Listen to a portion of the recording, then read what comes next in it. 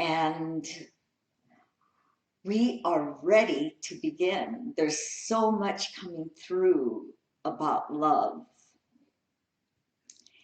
And as we mentioned prior to the at the start of the announcements, love is something that you can't really describe or talk about.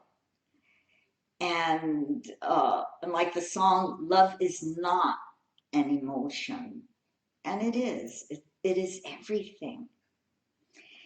It is that spark, that God spark that is in all of our cells, in all of our DNA. It is what makes us unique individual manifestations of God. And at the same time, it unites all of us. And that God spark is in all as all. So, how can love be in hate and anger, jealousy, in malice, and all those things that create guilt and shame? Well, love, without that love spark, in guilt, shame, anger, hate, malice, any malevolent doing or malintent, we will not be able to get out of it or change direction. That God spark exists in the number of man, which is, or man, we say man meaning all of mankind, womankind, all of existence. Without that God spark in everything, we could not make the change, the number 7, the change in direction. So with free will, if we are in anger, we can connect with that God spark in anger and change directions. That number 7 allows us to change, to make a choice, to be more of who we are. A true blessing to all of creation. We are creation, for we've created it.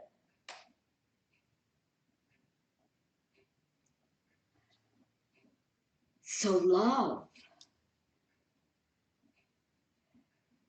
exists, and in everything, and it was shown to us, exemplified through Jesus the Christ. And Jesus the Christ did not discriminate, did not say this religion is better than that religion. That's why he wasn't accepted by the Pharisees, by many Jews, by the ruling council, because he spoke a universal language, one that united humanity, and that would still unites humanity.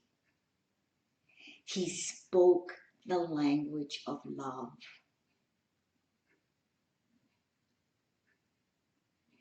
And to explain this more clearly, again, thank you, Reverend Joseph, for introducing us to this book, The Art of Power by Thich Nhat Hanh.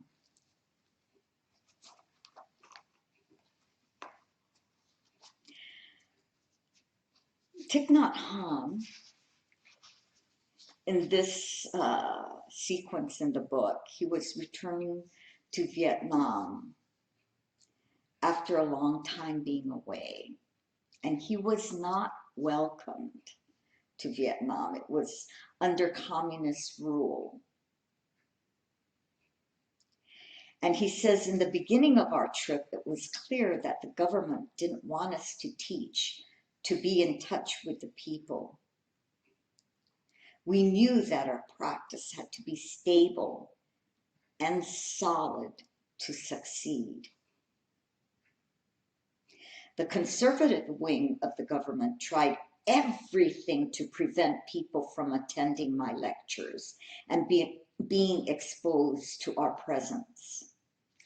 And it goes on. But he said they remained humble and they remained calm and fearless because there was so much fear.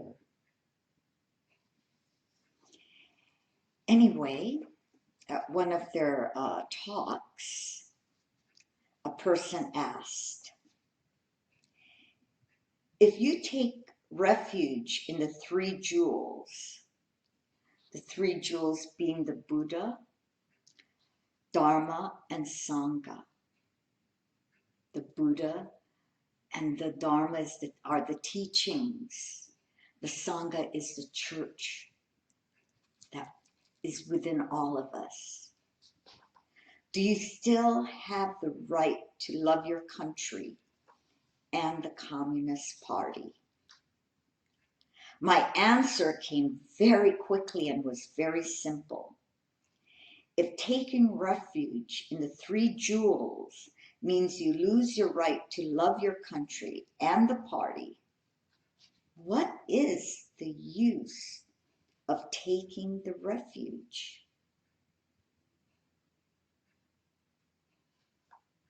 And everyone applauded. Right now, people are asked to take sides against the government, for the government, of the United States of America. And we will go more into it during the retreat. And this is why the retreat was to be held in Washington, D.C. But due to circumstances and while we're being led to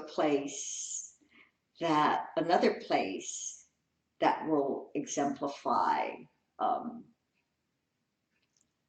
this country and what it stands for: freedom, liberty, justice. So yes, we are being asked to take sides against racists or being all lives matter or Black Lives Matter.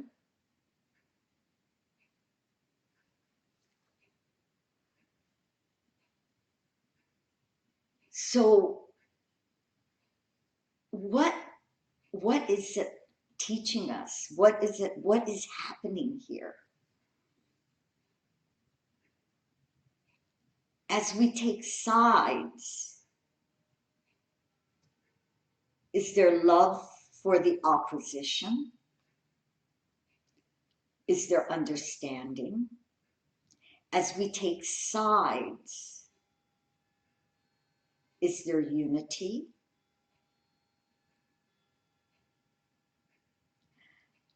As we said, this God spark is in all. And if we say we are God-fearing people, we believe in God, we love Jesus Christ, we love Buddha, we love Krishna, we love, all the Muhammad, we love all these great saints and holy beings.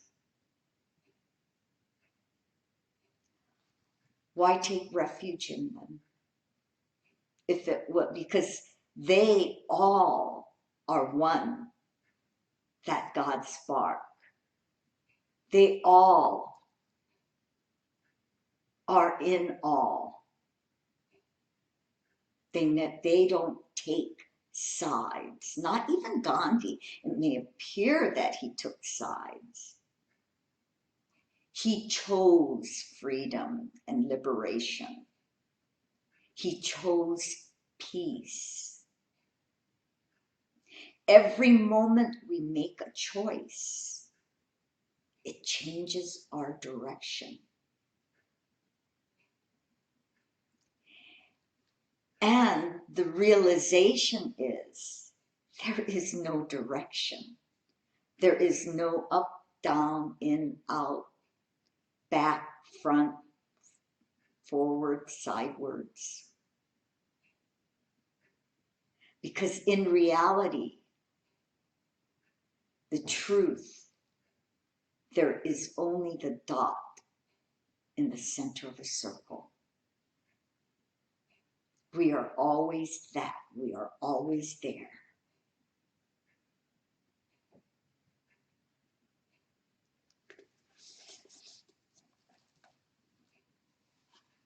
He goes on. There were people who feared for my safety because I dared to address important issues, including corruption in the government. Yet we felt we could tell the truth.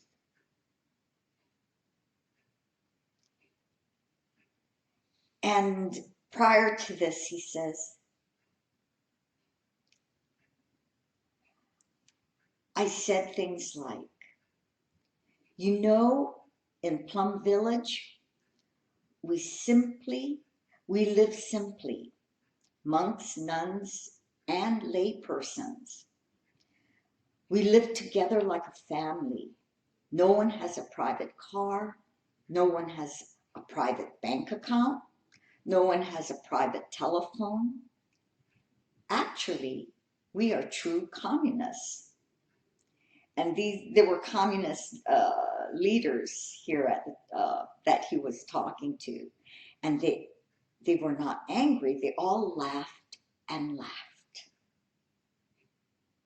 and our message got through.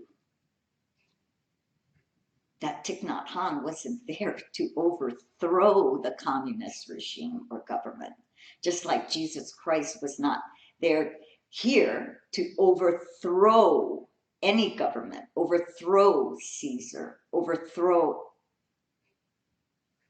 He was love.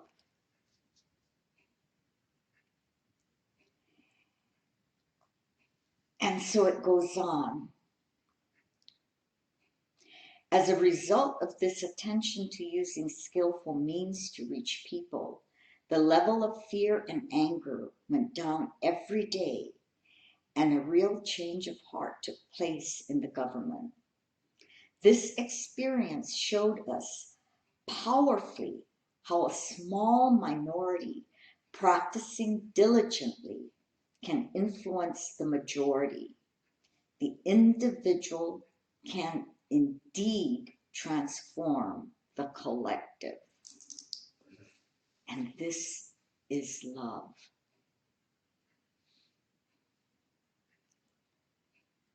So true love doesn't come to destroy.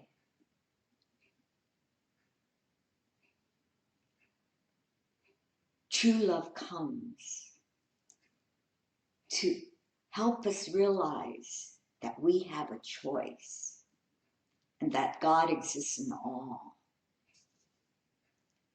And this is how Shiva dismantled. They call him also the destroyer, but it was more by changing directions through love, through understanding, through a change of heart. Therefore,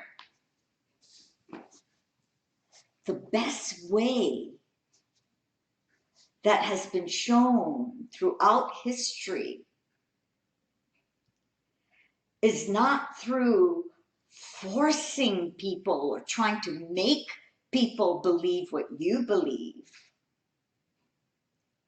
or by trying to destroy what you feel exists, which is really an illusion. But it is to awaken and to be awakened to the truth.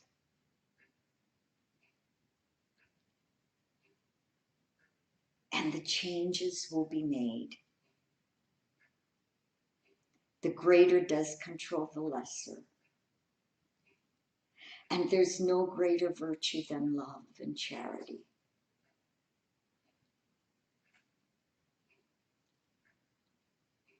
For love is all, as all. And since you are love, for it exists in you as you, that means you can choose to choose to embody the spirit of the ascended master. For you are that.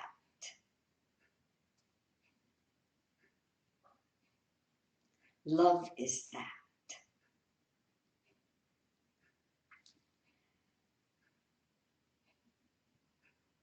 Allow it to embody you. And it will awaken, love will awaken you to a realm